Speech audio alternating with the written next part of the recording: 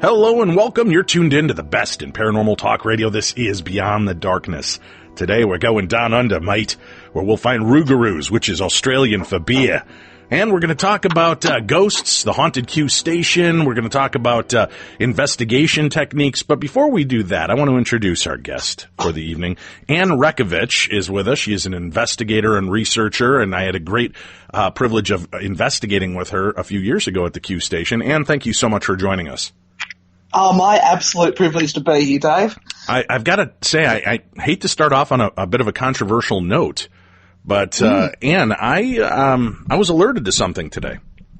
When I mentioned to our listeners that we were going to be going down under, and we'd be talking about Australia and ghosty Australia, I got a very interesting notice from October 14th, 2017 from the Flat Earth Believers page. Oh, okay. I'd like for you to answer this because I've been to Australia and I want to know how you guys pulled this off. And I don't want you to hold back. I want to know the truth.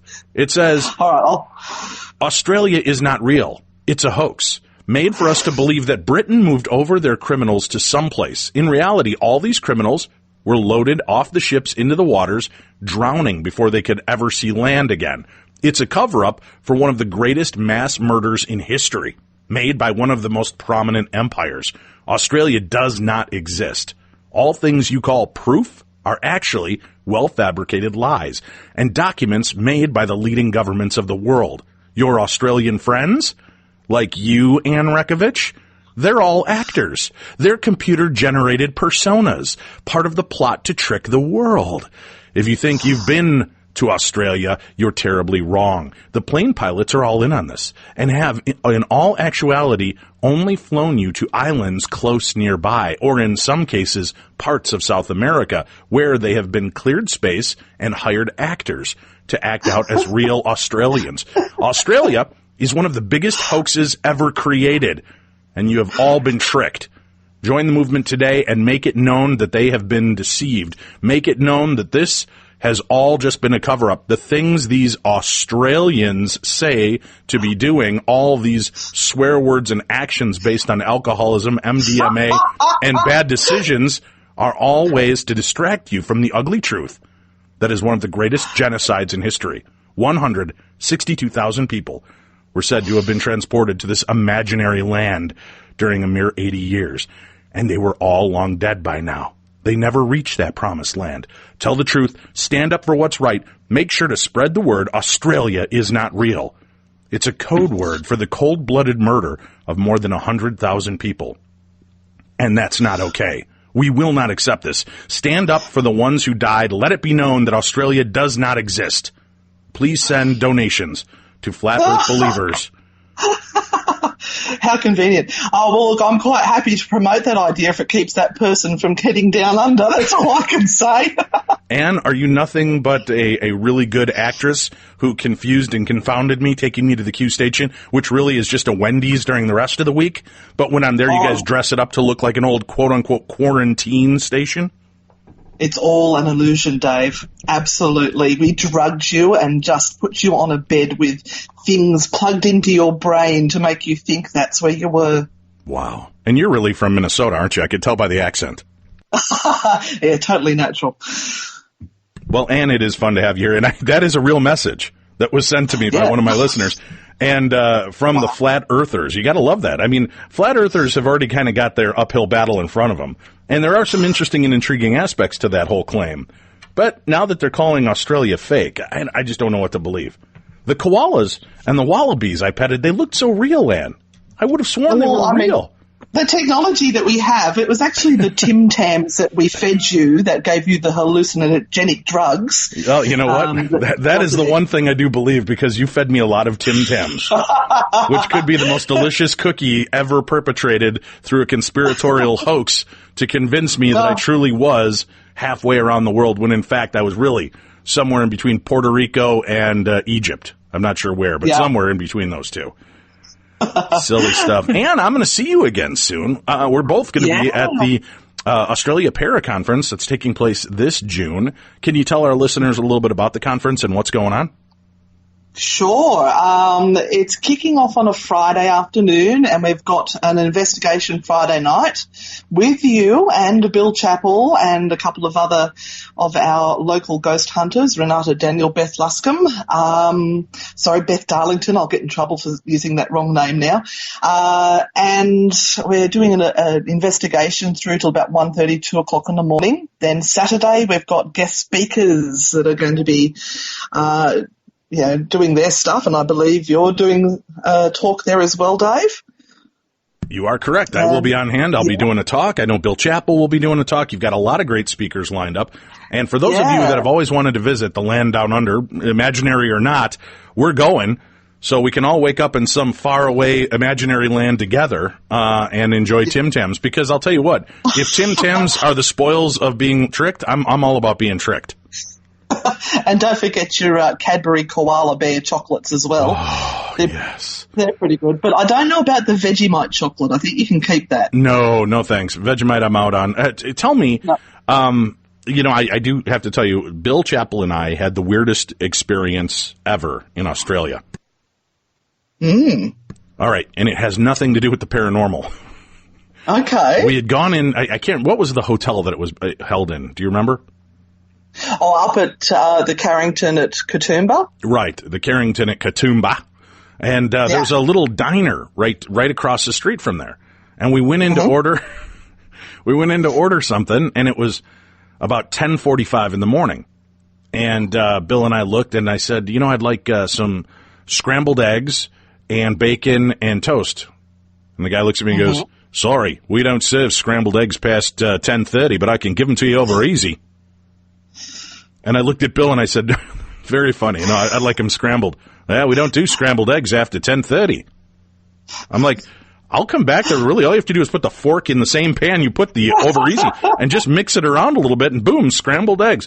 Nope, sorry, we don't do it. They would not make me scrambled eggs. They would make me over easy eggs, poached eggs, but they would not scramble eggs. Is there some kind of weird lunacy that goes on in Australia?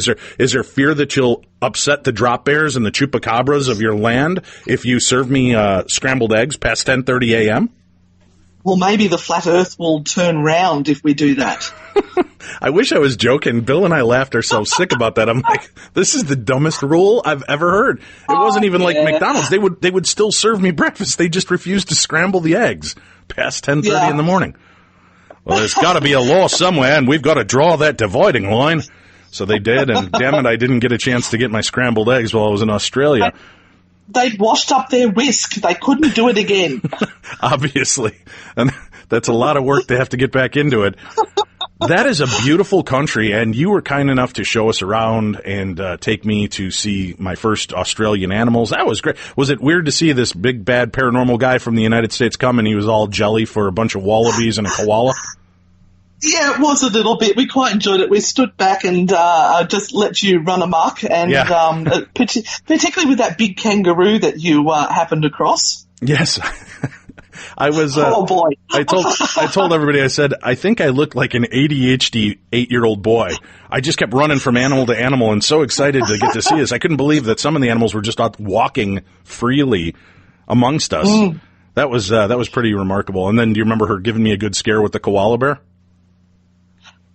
Oh, yes. The good old drop bear. Well, no, when I got up there, the koala was on the stick. She goes, yeah, if you want to come on up here and pose. And I started to get into pose. She goes, now don't get too close because he could bite you in the neck. That's what they do, And I said, what? And so like the first picture, I've got this kind of panicked look on my face and then settled in. We do like to muck with the Americans a little bit. Yeah, I noticed that. Probably the slowest moving vampiric bear on the planet Earth, but I didn't want to take that chance at first. There is quite a rich history, Now, we've heard, again, American telling of your history, that your land was settled by a bunch of criminals that Britain no longer wanted. How much of that is real? Well, in actual fact, it is quite true. New South Wales is where they first came in, and I think it was 1788, and established some colonies there. But, I mean, we starting right from scratch. There was nothing there. They had to build it all themselves, and quite a sad history with how some of the convicts were treated. So, wait a minute, they're convicts.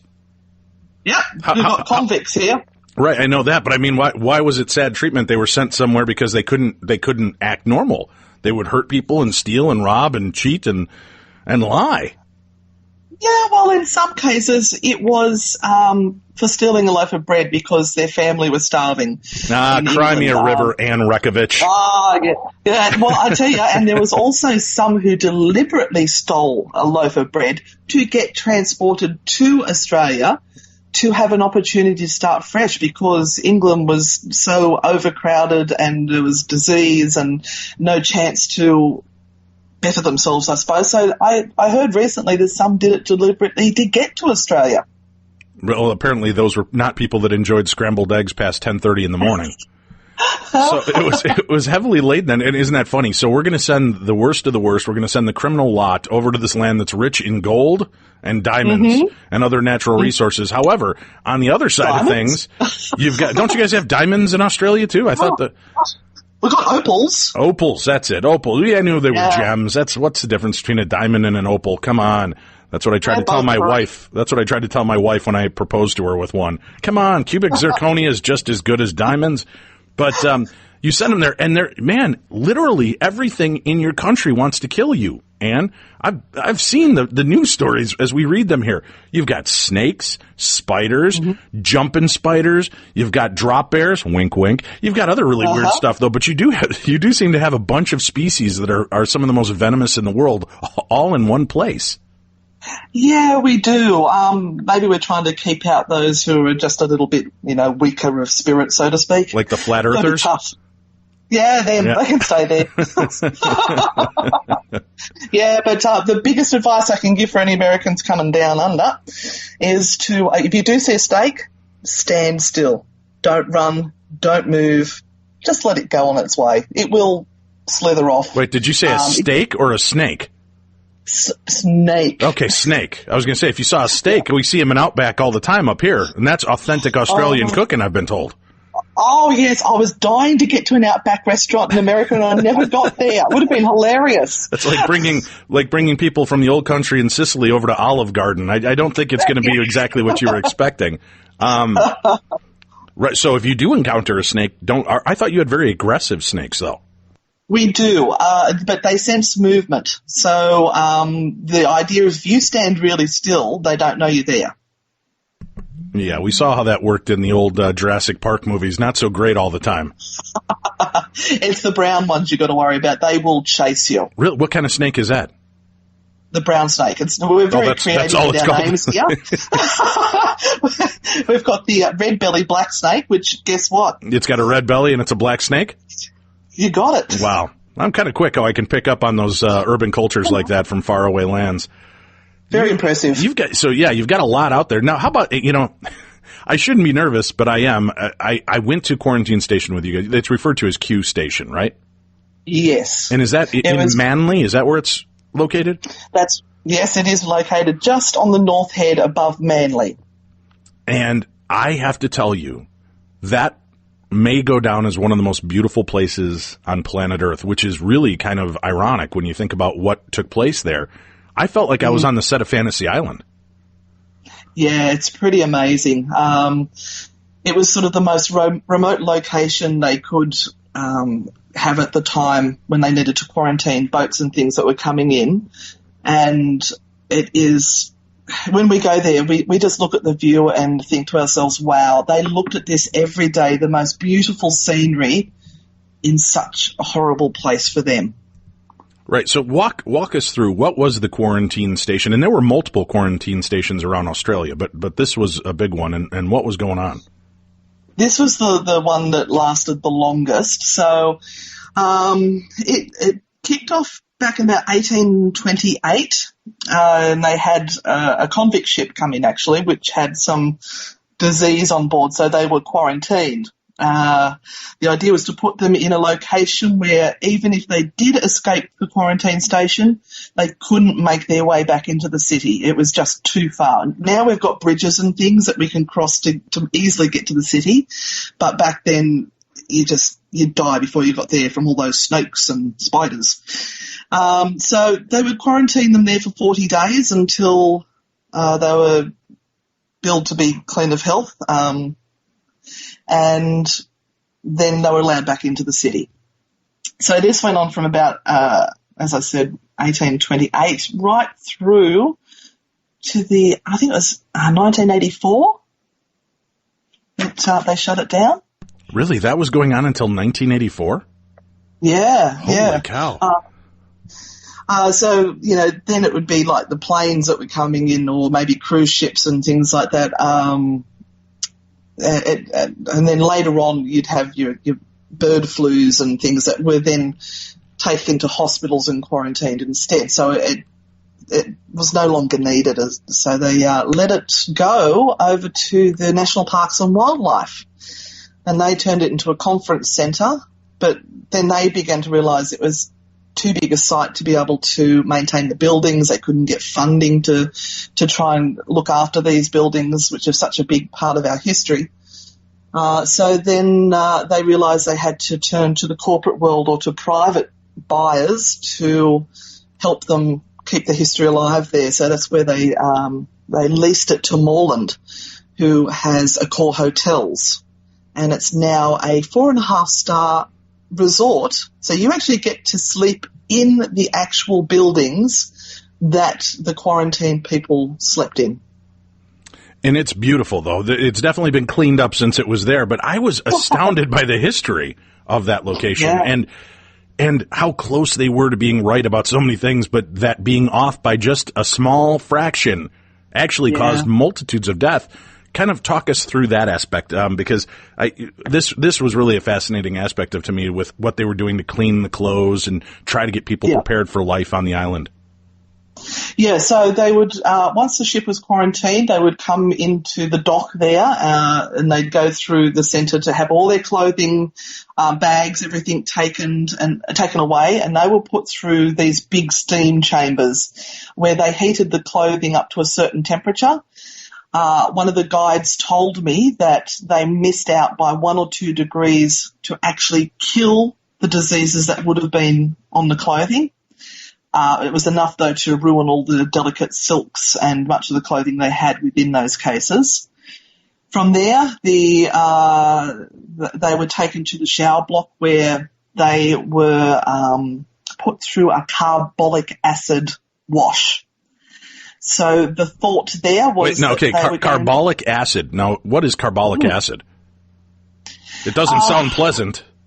No, it's not. No, it does give you a light burn. So they'd water it down a bit. It wasn't directly pouring acid over you, but there are still cakes of soap around that you can get which has the carbolic acid in it, and it's got a very strong smell to it, which is still in those shower blocks today.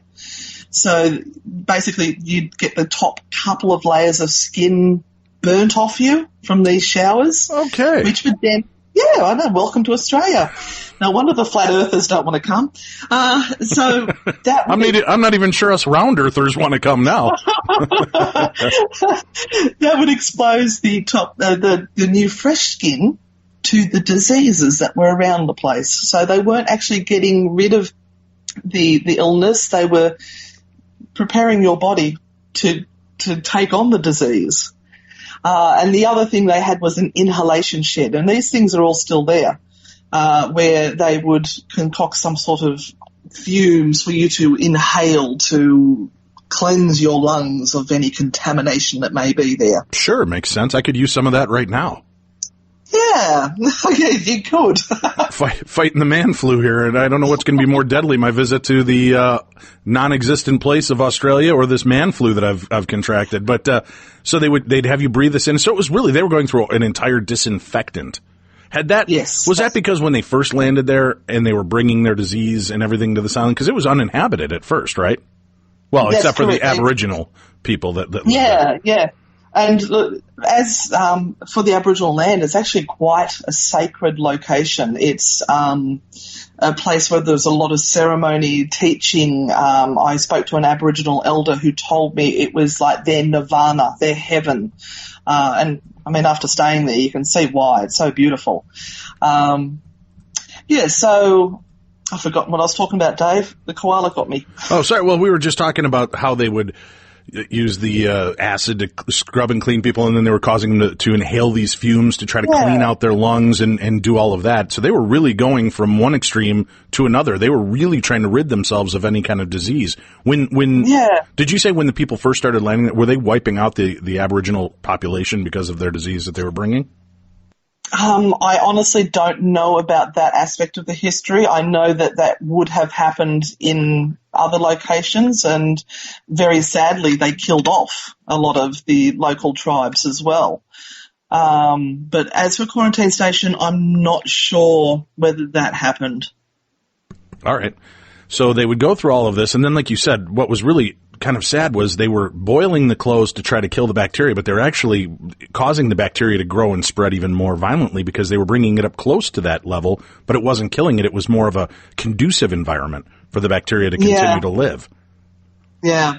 And then after you had all that done to you, depending on the ticket you were given, if it was a first class, second class, third class ticket, you were then put into the accommodation to suit your status. So the first class people had quite nice accommodation with people who would wait on them and cook meals, and then you'd have second class, which was still quite nice. Third class was more the galley style dining room and slops but the very sad thing was that if you were of anything but white skin, regardless of the ticket you had, you were put into what they called Asiatics. And essentially that was tents on the side of a hill.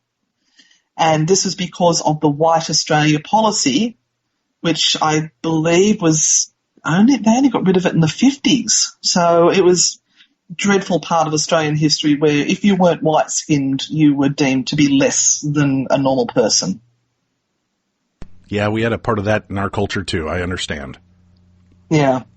So the Asian people that were coming through were kept in the tents, and they eventually had a building built for them, which they stacked pallet beds on top of each other, like 8 high, so that they could be crammed in because the people in the other buildings were complaining about the smell.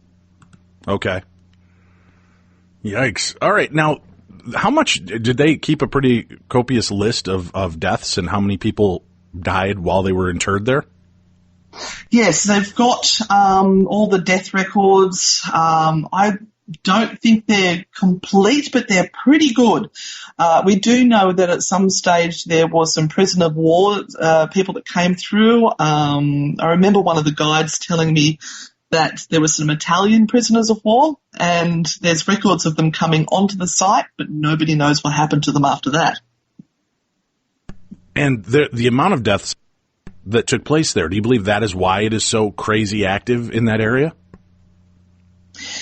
Well, for me personally, I think it's you've come to a new country with all these new expectations to start a new life. You've come with your family, and then if one of you had disease, you were separated. There was the anguish, there was the heartache, and some of these people died in this new foreign land and never got to see their family again. So it's the heartache, it's the sorrow, it's the loss that I think is why it's still quite active. Now, talk to me about your experiences. How long have you been investigating at the Q station? I'm coming up to 5 years there now as the official paranormal investigator there. We've been running what we call the paranormal investigator experience there for 4.5 years. And unlike ghost tours, we don't tell you stories. We take you to a building and say, this is the doctor's quarters. This is the equipment you're going to be using. Go into there and try and collect some evidence of the paranormal for us. And I don't know if there's any other tours that do this anywhere else, but we actually analyse all those recordings for the people every time they come on a tour to see if they've caught any voices. And the amount of recordings and evidence that we get is quite staggering. Now, personally, what type of experiences have you had there when you've investigated? Have you seen the Holy Grail? Have you seen any apparitions? I'm a huge skeptic, and I saw my first unexplained phenomena there. I was standing outside of the nurses' quarters on the veranda in broad daylight, looking into the nurses' lounge room, and I saw this column of grey mist go from the side of the room out through the doorway and out into the hallway and then disappeared around the corner. I immediately went into investigation mode, trying to think, what have I just seen, tried to work it out logically, and there was the only thing I could think of was maybe a plane going overhead that was casting a shadow. There's nothing. There's very little contamination up there to evidence, so there's no people walking past. It's very isolated. So that was a really cool one for me. Well, yeah, it sounds like it'd be pretty cool for everybody to have that kind of experience. Now, are there any kind of malevolent spirits that you think walk that area as well? Look, the guides will tell you that there could be a demon around the place. I used to be told about the demon Legs. Yes, his nickname is Legs. And they'd say he would hang out in this particular bedroom. Interestingly, I had a guy that was being, as we say in Australia, a bit of a dickhead, and he was hiding underneath a bed trying to scare his girlfriend. That's really quaint urban culture. I'm not quite sure I'm familiar with that comment. Did you say it's dickhead? Dickhead. Apparently he wets his pillow. He wets his pillow. Oh, that sounds like another regional dialect. Yeah. So he was hiding underneath his bed, going to grab his girlfriend's leg as she walked past, as you do in Australia. And she was out in the veranda talking to us, had no idea that he was in there waiting for her. And in this particular room, we had the recorder on. We've got a child's voice saying, "Come play with me." Ooh. Now, and was it that clear, or was it kind of muddled in hisses and pops? It was it wasn't muddled in hisses and pops. It was whispery, but clear enough to hear what it was saying. Okay. And you get an electronic voice phenomena sample like that. And what is your protocol when you're doing an investigation there? Do you go in to try to communicate with that spirit, see what's going on? And have you ever had a spirit repeat itself, like where you'll go multiple times and you keep catching the same spirit's voice or energy there? We do. In that particular area, we've come across the name Elizabeth several times. Interestingly, the ghost that's well known there is Annie Egan, according to the guides. We haven't had so much communication with her, but we have with Elizabeth, particularly through the spirit box. And both her and Annie historically came to Q Station as nurses. They contracted one of the diseases pretty quickly and died within a few days of being there. Annie wanted the last rites for a priest, but the head honcho of Q said that they wouldn't allow anyone onto site because they were under quarantine at that stage. So she died not getting the last rites, and I think that she's a restless spirit there. But Elizabeth seems to be communicating with us, which is of interest, as I like to say. The other well-known spirit there is Samuel up at what's known as the Gravedigger's Cottage, which I'm thinking I'm going to put you in that one, Dave, when you come back to Paracon. The Gravedigger's Cottage. Well, it sounds like a quaint little place. Sounds friendly. Yes. Samuel's well known as being the ghost up there. The guides tell lots of stories about this character Samuel. And one day I was in there with the digital recorder and said, Sam investigates here. And a male voice came across quite clearly as an EVP and said, Samuel. He corrected me. Ooh. So I shouldn't make the mistake of calling him Sam or Sammy. Samuel is probably the best way to get a response. Well, if I were you, I'd call him something else and see what you do get. Oh, no, I don't like to be disrespectful but maybe you're right. Maybe I'll get an answer if I'm like, hey, Sammy, are you here? The name is Samuel, right? Then that's maybe when I'm going to get the answer, although that was a horrible Australian accent. So there is a lot of activity that takes place here, a lot that people see on a regular basis, which is surprising because, again, it's so beautiful. And it just doesn't. When we walked around there in the daylight, I thought there's no way this place is haunted. But when Bill Chappell and I broke out the equipment and we started walking around and getting weird EVP and things happening around us, there was definitely some kind of energy that switches at night. You can feel it there. It's palpable. Yeah, and we do seem to get children's voices quite often. And we had that experience with you guys in the hospital where you had the SLS X-Cam out and you opened up the doors of the cupboard and it was mapping a child figure in there. And interestingly enough, the week before, we had a psychic come in who said to us, there is a child in the cupboard. Her name is Rachel or Rebecca, I think it was. And then to have you guys open up this cupboard door and it mapped in this child figure, that really got me very excited, Dave. Well, you know me. I sure know how to make the women excited when I ghost hunt. Oh, yeah, that's right. Show me a little figure in a cupboard any day. And as somebody, I thought was fascinating, too, that you're a skeptic first. When you see something like that and it's mapping in head, shoulders, knees, and toes, what is your initial reaction to something like that? Well, I think at the time we all started to try to interact intelligently with it and say, could you raise your right hand? And sure enough, it raised its right hand. And then we were going, can you wave at us? And it started to wave at us. And my mind is going, there must be some logical explanation for this. Maybe it's just mapping what it thinks is a figure in the cupboard. But to get intelligent interaction is what gets me excited. Yeah, that is kind of interesting, and you start to get that kind of immediate response to it. I love the SLS camera for that mere effect. That's why EVP has always been my favorite way to investigate, because I like getting that immediate response. Yeah, I would agree. Digital recorders a good one. That would be my favourite bit of kit to start off with. And the SLS is interesting, but you've got to be aware of when it's mapping things in as a false reading, like a chair or something like that. It puts a figure on it while it's mapping the chair.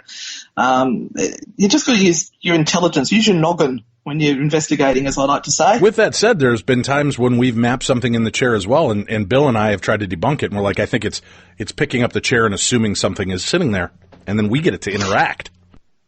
Yeah, look, that happened with my husband as well, Roman. He was at the Gravedigger's You sat him in a chair and he started to react for you? Finally did as he was told.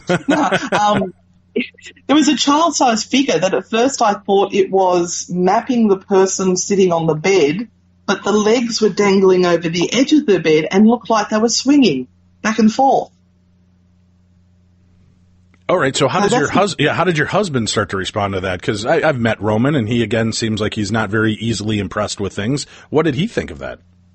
Well, he was really impressed with that. It was one of the things he likes to talk about at that location, and he immediately started telling everyone what he was seeing and getting people to come and see it and trying to, if we could, get it to interact again intelligently with us. So, yeah, no, he thought that was a great bit of evidence that he got there. We need to take a break. We'll come back. We'll discuss more about the hauntings and the paranormal mysteries and histories of Australia. Right now, before we go to commercial break, it's time for your favorite part of Fridays. It's time to go into the archives for Theater of the Mind. Theater of the Mind, The Eerie Attic, a true story shared by a listener wishing to remain anonymous. It seems so cliche to start by saying, I don't believe in ghosts, but that's where I'm coming from. A few years ago, I moved into a one-bedroom apartment in Melbourne, Australia. It was my first time living on my own. The apartment block had been built in the 1930s. I'd been there for a few months when I came home from work one day and went into the bathroom. I saw something strange. The wooden board covering a hole in the ceiling that led to a small attic space lay broken in 2 pieces on the ground. I examined the broken pieces. The board was an inch thick, and it would have taken Bruce Lee to break it. I thought the landlord had sent someone to work on the attic. I was frozen stiff with fear. I thought, someone is up there for sure. I emailed pictures to the landlord asking if anyone had been there, with an undertone of annoyance since he hadn't warned me. Her reply read, "Please call me as soon as you're able to." I called, and she explained that her last 2 tenants had said the same thing happened. She promised to replace the board, and she did. A month later, I woke up one night around 4 a.m. I had so many goosebumps, I felt like someone was rubbing his or her hands all over me. Everything was silent, but then I heard this sound coming from above my bed. It was a dragging sound, like someone pulling a sack of potatoes. I was frozen stiff with fear. I thought, someone is up there for sure. There is no way an animal could make that sound. After 5 minutes, I managed to work up the courage to turn on the light and walk into the bathroom. I was armed with my cricket bat. When I looked, I saw the new board covering the hole had been broken in 2. I felt sick. The dragging sound had also stopped. But I heard something else. Whispering. The sound was clear and coming from the attic. It sounded like children's voices, and I could hear one sentence repeated over and over. "It's your turn. It's your turn. It's your turn." I switched on every light in the apartment to make things feel normal. It was 5 a.m. and dark outside. I watched TV to try to unwind. Then a fuse blew. My pet budgie, Dexter, whom I kept in the kitchen, usually never made a sound at night. But he started squawking like he was being strangled. I'd never heard him make those sorts of noises. He was screaming. I grabbed my car keys, ran out, sat in my car, and waited there until the sun came up. When I saw people walking their dogs, this comforted me enough to go back inside. The front door was propped open, but I thought I hadn't closed it when I'd run out. I went to the kitchen to check on Dexter, and he wasn't in his cage. I felt sick again. All my windows were closed, so I looked everywhere inside. When I walked to the bathroom, I heard splashing. Dexter was half drowned in the toilet. I took him out, washed him, and dried him. I was so confused. At 8 a.m., I called the landlord and gave her a watered-down version of the night. "Oh, wow. You heard the whispering too," she said. I stayed in that apartment for another 18 months. I heard the whispering on a few occasions, and twice, the board covering the hole in the ceiling moved. Although I live elsewhere, the landlord recently called. She said that her new tenants had begged to speak with me about some of the stuff that's going on there now. Forget it. It's their problem now.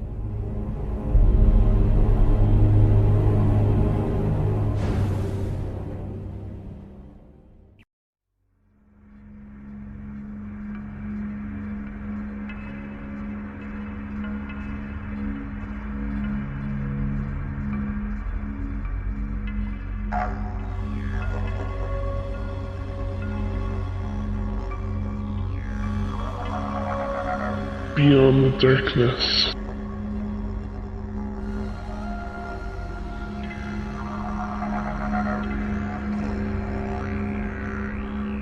Welcome back to the best in paranormal talk radio. This is Beyond the Darkness. I'm your host, Dave Schrader. And Rzechowicz, our guest this evening, as we're talking about the spirit wheel down under. Boy, that's a horrible accent. I gotta work on that while I'm out there. I want you guys just to create different things for me to learn how to say with an Australian accent, so I don't sound like a Minnesotan trying to talk with an Australian accent. Yeah, I think it's one of the hardest accents to actually nail. Yeah. To get that sort of sound happening there, the nasal. I always thought it was funny watching Mel Gibson movies because he got so good at doing an American accent, except when he swears. If you ever watch any of the movies, he can ground it out like this, and he'll sound tough and hard, and then it's son of a bitch. You'll hear that slip out, or well, fuck you. Yeah. You hear and you're like, well, Mel, what's going on? Hold that accent. I guess the swear words are just too powerful to hold back. And it's great chatting with you, and I can't wait to see you again. This is going to take place. We're going to be out at the Australia Paracon. That'll be taking place in June of this year, and you can get information by going to darknessevents.com. That's darknessevents.com, and scroll down until you see the little banner for the Australia Paracon. Click on it. It'll take you in, show you how you can get tickets and sign up to be a part of it. I'm going to be out there. Bill Chappell will be out there. Dan McMath is going to be on hand. Gemma Reagan is going to be there. Greg Doyle, Karen Ronkowski, who I love. And it's funny, I've got to go all the way to Australia to see her. She's an American girl, but I get a chance to see her. Carrie Nelson, the psychic medium, will be on hand. There's so many other great names, and you guys can join us. Come on down, have a great time. Yeah, you're going to be there. You're going to be there. I'm a guest speaker. Yeah, I'm a guest speaker now as well. Wow, they'll let anybody do that now? I know. I'm just scraping the bottom of the barrel. I feel so much less important now, Ann. No, I'm kidding you. So we're going to go back out there. You get to hear great talks and interactive conversations with different people involved in the paranormal, from the psychic realm to the skeptical world to the equipment realm of Bill Chappell.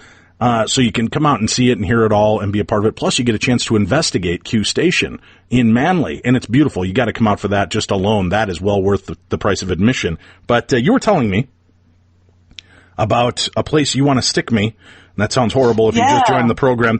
Place you want to stick me when we go out there to the Q Station. And what is the name of it again?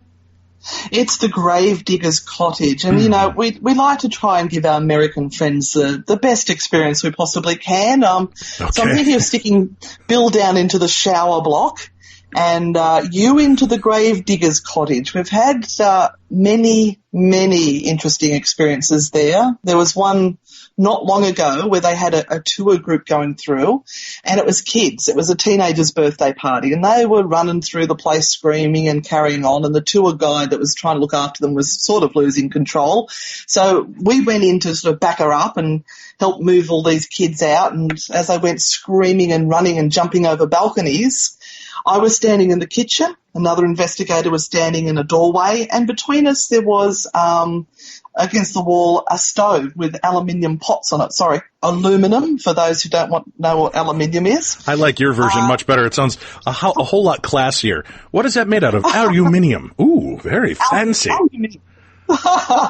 So that, as this kid went screaming past, jumped over the balcony, one of the pots, the lid off the pot, flew up into the air and out into the other room, in between this other investigator and myself. We saw it happen. Now, there is a bit of give on the floor there, but not enough to make a pot lid fly up and across. Are you sure? I am positive. Are you sure Roman wasn't on the other side of the wall with one of those Acme magnets from the old Roadrunner and Wile E. Coyote cartoons just walking? Because I know your husband. No. I think he'd try to pull that off if he could. No, that's not what he tries to pull off. But oh, jeez, it's a family show. No, look, the Australians have a very dry sense of humour, and we're a little bit smutty. So please forgive us. No, that's part of the allure. Yeah. There's a video online as well of a film crew that was there filming, and as I was standing there talking, you see this woman all of a sudden get dragged backwards into the second bedroom of the Gravedigger's Cottage. What? And you can see the coat, the collar go up, and she just falls backwards into this room. That was quite distressing for the lady involved. Of course, just out of camera shot, you can't actually see what is grabbing the collar. It's always the way. Why does it always happen that way? Because ghosts know all the angles. So wait a minute. So some girl got knocked down and dragged? Yeah, she got grabbed by the collar and pulled into this second bedroom. I'm not really building a lot of confidence to go ghost hunting with me, am I? Wait, what do you mean? Somebody's getting dragged? Suddenly I turn into Woody Allen. And we actually had Chip Coffey there investigating as well. And while he was sitting around the table and they were doing a bit of filming, one of the cameramen once again had his back to that door, and he said that somebody grabbed him, and he freaked out and refused to go back to film there. So I had to stand with my back across the doorway so he could stand in front of me to film Chip. Couldn't Chip tell where the ghosts were and where to be safest to be? No, he was at the table. He was fine. He was away from it all. That's probably why he knew where to sit. Obviously. Wow, so it is quite active. Any other fun little stories I need to know about? Oh, yeah, one of the guests actually saw a full-bodied apparition there last time we were there. He opened up the back door, slammed it shut and staggered backwards and ran out of the house. And we said to him, what's going on? And he said there was a man standing at the back door. Of course, we head out there to try and find who's at the back door. No one there. No one at all. We've had some interesting table tipping in there as well. All right, yeah. Now talk to me about that table tipping, and you love this stuff. I had, you watch it on Most Haunted, and it is so fakey looking. And then we went to Ireland. I want to say was it in Ireland that's where it took place? You were on that trip, right? I was, yes. And were you in the room when the table was dancing and prancing all over the place? Yeah. I was in the other room. Tell people about that. Yeah, tell people about that. So it's an old Victorian style of spirit communication where you'd sit around a table, place your fingers lightly on it, as if you're about to start playing piano. Then you invite spirit to come into the room and communicate with you by moving the table, tipping the table, turning the table. And then you can actually communicate intelligently by asking questions. If you say to the table, can you show me your movement for yes, show me your movement for no. And then you can start to ask questions. Also, you can get the alphabet if you want to tap out the alphabet, and you get the table to rock through. So it will go rock, rock, rock, like A, B, C. And when it gets to the letter it wants, it will stop on it. And so you can slowly, a bit like a Ouija board, start to spell out names. But then, of course, you don't have the demon positions of Ouija boards if you're using a table. It's much safer. Right. Don't even get me started. So we've been, I've been sitting in a circle now for around about 4 years working on table tipping and development of it. The small group I've got together now, a bit like the skull experiments. We've been working on this for a while and only just recently got a levitation. You sound so calm about it. We just recently got a levitation. Wasn't that remarkable for you to see something like that happen? Oh, yeah. We were all squealing with delight. I don't know what the neighbours thought were going on. There was lots of squealing and laughing and giggling as it came. It probably only came off the floor about 3 inches, did a figure eight in the air and came back down. Now, we do work in low lighting. Supposedly that's what happens with the spiritualist age. It's all supposed to be done in the dark, nudge, nudge, wink, wink. But we trust the people that we work with. We know that there is nobody there that is going to do that. And let's face it, we would have faked a levitation well before 4 years if we were going to do it. That is true. So you've got the levitation taking place. You've got a lot of different activity. And yeah, I'm curious, when you do that, I mean, where did they get the idea of getting the spirits to tip the table? That's just a strange aspect of it. I guess it's because they would usually use like a 3-pronged table, correct? So there'd be a little bit of wobble to it. Yeah, my tables are pretty secure, but they generally are 3-legged tables, and there's the whole sort of the idiomatic, that it's just these small motor movements of us that is doing it. And look, in all honesty, we don't know exactly what's going on. We're fascinated every week when stuff is happening, and we're at the stage now we've actually got those office wheelie chairs that we all sit around because the table is sliding across the floor so much and doing so many things. It's the only way we can keep up. All right, now I want to know too, and I'm sorry, I'm muting my microphone because I'm fighting man flu here, and I keep going through coughing jags, so I apologize for the awkward pauses therein. That's okay. I'm trying to keep talking. No, you're doing great. Talk to me. Okay, so the Q Station is pretty popular and very active. What are some of your other favorite places in Australia? Look, Maitland Jail, I would have to say that's just like 30 minutes north of where I am. I saw my first full-body apparition there only a few months ago, and when I say full-bodied, it was like a regular person walking in front of me, and my mind is still having seizures over that. We had a tour group there. We were helping out Renata Daniel from Newcastle Ghost Tours. She runs tours there regularly. We help out so that we get to get into locations and play around. So I had my tour group behind me, and Roman, my husband, had another group that was coming up through a different wing, and we had 3 investigators from Paranormal who were setting up their little experiment in C-Wing it was. So I've come around in the dark, and I saw a person walking in front of me, and I thought, now, they don't have a torch. That's really dangerous. And I thought, they don't look familiar to anyone on the tour. That's really odd. I was about to call out to them, just wanted to turn to make sure my tour group came around the corner. They came around. I turned back, and they'd gone. They'd disappeared. Then, not long after, my husband came around the other corner. So this was a dead end, and there was no one in between. So I run into the building in C Block and asked the group there and said, were any of you just outside? And they're like, no, we've been in here the whole time setting up. And the description of the man was a man who looked around about 5'6" in height. He had a bomber jacket, leather jacket on, balding on the head with a rat's tail down the back, and what looked like beige cargo pants. But I didn't see really past his knees, because logically my brain wasn't looking that. And it wasn't that far in front of me. It was like 12 feet in front of me.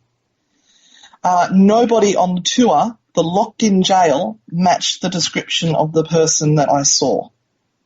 So my mind was officially blown. And there's a video of me online somewhere where I cross live, and you can hear it in my voice, you know, that when they get that excited shake to their voice, and it was there. Well, and be careful when you Google Ann Rzechowicz for videos. Yes. Because I forgot to mention during the whole opening of the show, of the show, that you really are an actress. You've starred in, well, let's talk about some of your more high profile roles.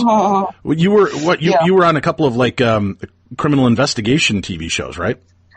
Yeah, Deadly Women. I've been on Deadly Women, I think 7 times as the murderer. Apparently my face says murderer. They look at you and they think, we got to get Anne on the line. We need a good murderer. She's going to fit the bill just right. So they bring you. So you've been on, what's the name of the series? Deadly Women. Deadly Women. And do you remember which episode numbers you're in if people are interested in checking it out? Yeah. I don't know the episode numbers, but I know the characters. One of them was Susan Eubanks, who murdered her children to make her husband feel bad. Lovely lady. Irene Maslin was an Australian character. Virginia Andrews. I need to ask you, here in the United States, some of the people that would portray killers and murderers in these reality docudramas where they would do reenactments, and especially on America's Most Wanted, they're like, we're looking for Ann Rzechowicz, and if you've seen her, call now. And they have some actress portraying her, and then somebody sees the actress and calls the cops on her because that's what they think. Have you ever had anybody be like, I just saw that killer. She's right down the street from here. No, I have been recognised sometimes on the Quarantine Station Ghost Tours, and it's quite funny because they look at me really funny, and I'm going, what's when they go, we know you. I said, yeah. And they're going, you're on that show where they murder people. I'm going, oh yeah, Deadly Women. They're going, we're not going to be in the dark with you. Now tell them, that's a nice little lie to tell the tourists. Now tell everybody the truth. Why do most people recognize you from your acting stint? Now I'm worried. There was the time in a beer ad that I did play a giant vagina puppet. And yes, it's true. She showed us the video. Yep. So that is that an Australian beer commercial? They are very open down there. Yeah, Baron Beer, it's called. And the sad thing was I was actually cast directly from my photo. I didn't even need to audition. That's horrible. You know what? She looks exactly like a vagina. Bring her in. And that's my agent loves it because if they ever have a description comes in that says fat, frumpy, westy, unattractive, she just puts me in and like that. That's my role. That's not you at all. You are very sweet and elegant. I don't think that's the way they're looking for you, but you play the characters really well, so they're losing you in that. And anybody without makeup on for the killer roles can look like that. And listen, not everybody can pull off a vagina like you, and I've seen the film footage to prove it. It's impressive. And I've got bindies in my feet. Nice. All right, we'll get back to the paranormal aspect of this, I promise. Just a lot of fun. You're a hoot to chat with. Are you going to try to join us this year for Romania? I am, yes, and Excellent. We might have a little Australian contingent that might be coming if there's enough spots.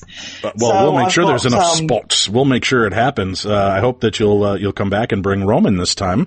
We'll have a little fun. That'd be great. Yeah, we're going to hit Romania in September, so we're going to go on the Dracula Stakeout is the name of our new event, and we're going to be doing much like our Romania trip 5 and 6 years ago, but we've changed about 40 to 50% of the trip.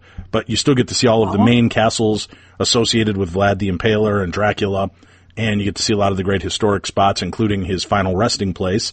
But there's the Baisu Forest, the Haunted Forest, will start our journey and more mixed in throughout the trip, so it's going to be a lot of fun. And people can find information. That's going to be going up on our website in the next 7 days at darknessevents.com. But in the meantime, come on out and join me in June when I go down to the Q station in Manly and get a chance to investigate and do some talks. I'm looking forward to that. So you were talking about this jail that what's the name of it again? Maitland Jail, so Maitland. So it's not far from Sydney. It's probably about 2.5 hour drive, and that's a fantastic spot. One of the other locations that I've been to recently was Arradale Asylum, which is in Melbourne, and that place is huge. They also had a ward called J Ward there. Yeah, it didn't get a lot of activity, so to speak, but just the history and the way that people were kept, it just blew my mind. Also was in Tasmania recently. A shout out to Tasmania's Most Haunted down there. They took us into, what was the name of that one? It was another asylum, but it was for the nicer people, the ladies who... For the nicer, crazy people? Yeah. Okay. Apparently if you're divorced, then you were put into places like that. So that's how Roman keeps you in check.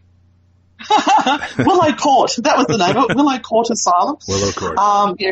He threatens me, you'll go there if you don't behave. I would have been there years ago. I've been misbehaving for years.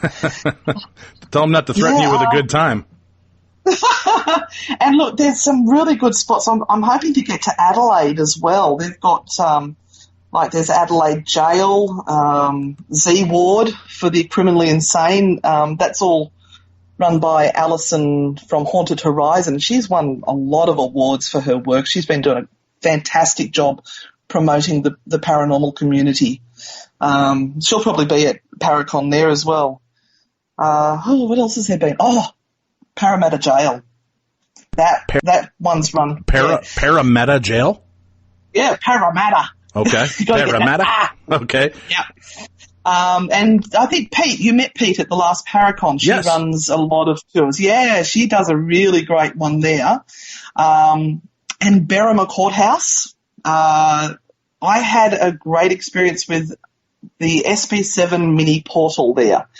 I don't know if people know that the mini portal is basically designed just to get rid of the sound coming through the SB7. We had the website called Trove, where all newspapers are scanned and you can search for information there. So one of the Appy investigators, Jackie, had pulled up a story about Berrima Courthouse and Berrima Jail. And she was asking questions to the portal, and the portal started to give first names, last names, how he was killed, and it was matching what was in the article. It was the most That's astounding. Mind-blowing experience. Yeah. Even to the point that she said, and how did you die? And it said sapling. And we looked it up, and it actually said that the prisoner had broken off a branch from a tree and bashed the warden with it. And then she said, oh, what, did you get hit in the back of the head? And it went side. And then she read further down through the article, and it said it had been hit in the side of the head. Well, you can't get any more. You can't get any more direct than that kind of message. Yeah, and it's not a huge location, but it's fantastic. Now, are there creatures that are, known? We've mentioned the drop bear a few times, which of course is just a fun little tourist scare snipe kind of creature. But are there elementals or nature creatures that are known in Australia that we might not find in other parts of the world? Look, I'm not that experienced in that area. I know that the Chaldees, Attila Chalde is very much into the Yowies and Bigfoots and that sort of thing. I did investigate a location which we can't reveal up in not Katoomba, in the Blue Mountains, where they said there was an elemental spirit of some kind or other in there, and I did see how Attila reacted to that spirit, and he actually broke his hand that night punching it into the ground.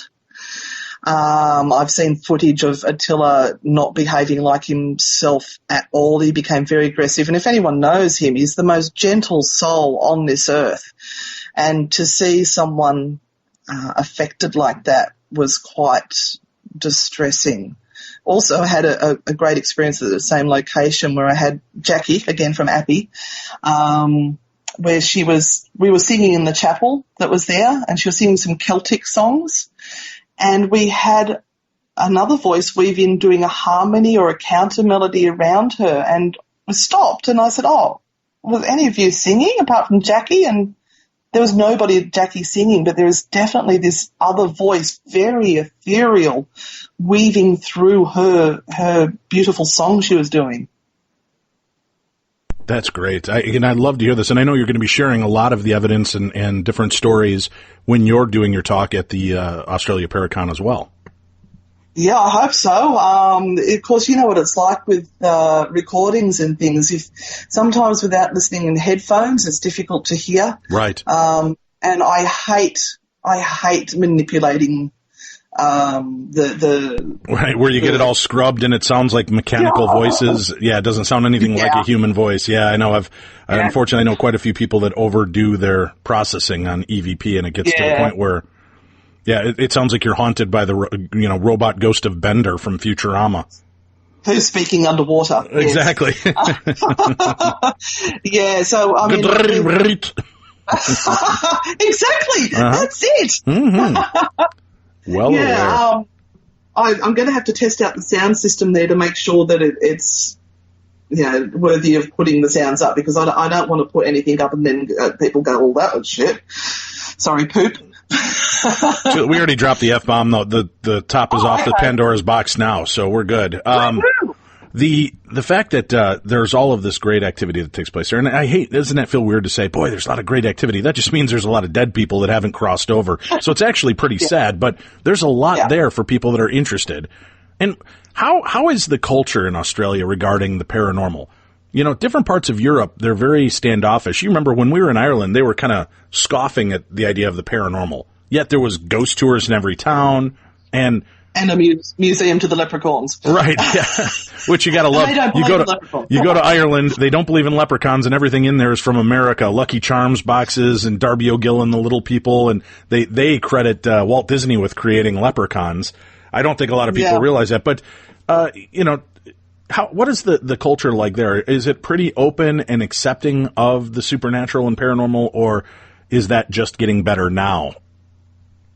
It's only starting to get a bit better now. I think that we've got a really good paranormal community at the moment. I was only saying to someone the other day, because we had a bit of a New Year's Eve party here, gathered up all the paranormal investigators who had nowhere to go on New Year's Eve.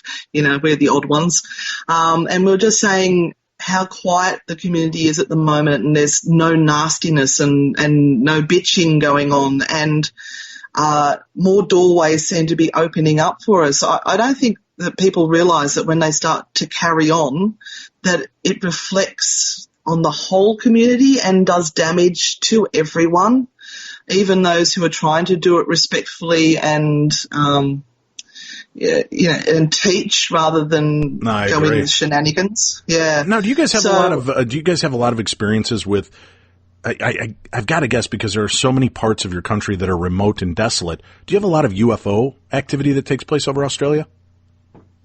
Apparently, yes. Don Mears is the one to speak to about that. He did a documentary called Australian with the Alien Skies, and he had some guests with some footage, interesting stories.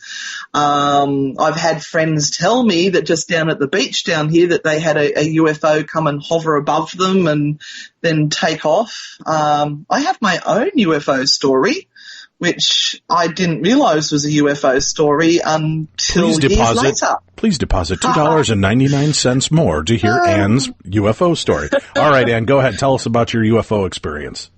And how did you not know it was a UFO?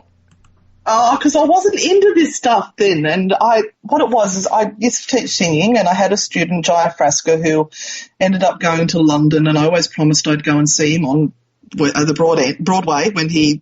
Not Broadway, West End, when he got his big role. Well, he did, so I flew over to London to see him. As I was flying over, it was around 2 a.m. in the morning, all the lights came on in the plane, and this emergency voice started saying, "Warning, warning, breach in cabin pressure, we are dropping to a lower altitude, warning, warning." The oxygen mask dropped down. It was terrifying.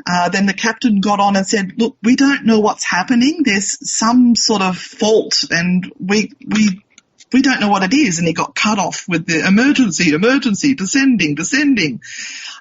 So eventually we landed, and they repacked the oxygen masks back up, and we flew into London and arrived hours late. Wait a minute, they kept you on the same plane?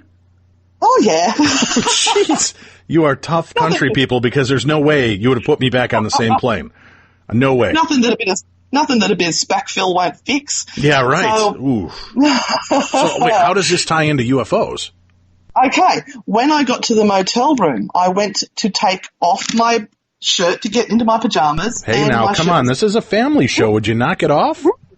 I'll leave out the raunchy details. Thank you. I was with my father. So, yeah. My T-shirt was stuck to my belly.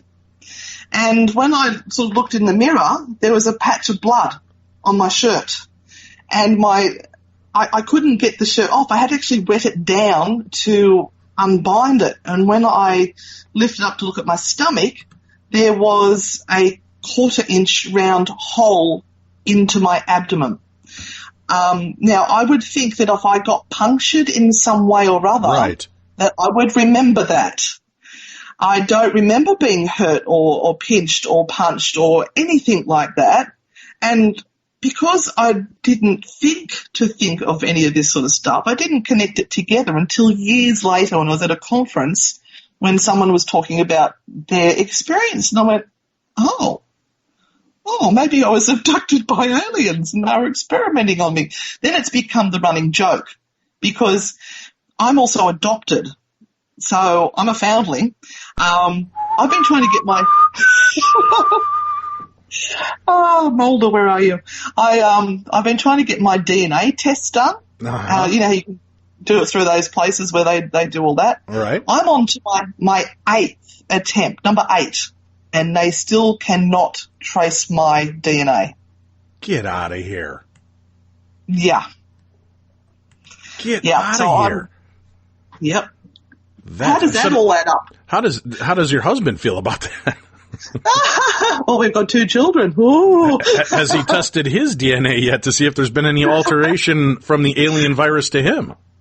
Yeah, well, actually, I just bought him one of the kits, so yes, we're going to test him. All right, we're about to find out. Holy gosh, you might be the new repopulation of your alien species. And wouldn't it be great when they finally come down here and they're like, "What have you been doing, Anne?" And then they see the running vagina beer commercial and they're like, "Oh God, planet Earth ruins them all." You forgot to leave me the handbook.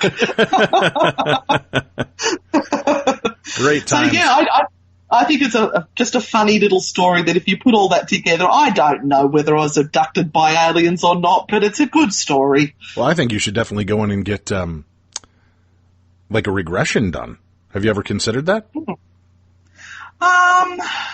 Yeah, they did try to hypnotize me once as a child because they thought I had ADHD, and they actually couldn't hypnotize me. Because you had ADHD? Yeah, probably. Right. I was bouncing off the wall. Your mind was moving too quick. That's fascinating. Too many red jelly beans. Well, we've got to. I'm sorry, I'm coughing again. I am laughing, and that's what starts me off coughing again, and you're trying to kill me slowly. And my bad, sorry. It's such a pleasure chatting with you, and I can't wait to see you and hang out in Australia this June. And tickets are available for that event. Go to darknessevents.com. That's darknessevents.com, and you'll be able to find all the links there for all the events that I'm going to be a part of this year. We'll be adding more as the year progresses, so continue to check that out. And remember, I'm hosting Coast to Coast AM tonight and tomorrow night. So if you want more of the strange and unusual, make sure you check out coasttocoastam.com and then find the stations button. Find what station in your city, state, and area that plays Coast to Coast AM. You can also stream it directly from knSIradio.com. That's knSIradio.com, and you'll be able to stream the shows live from there. That's our home base in St. Cloud, Minnesota, whenever I host Coast to Coast AM.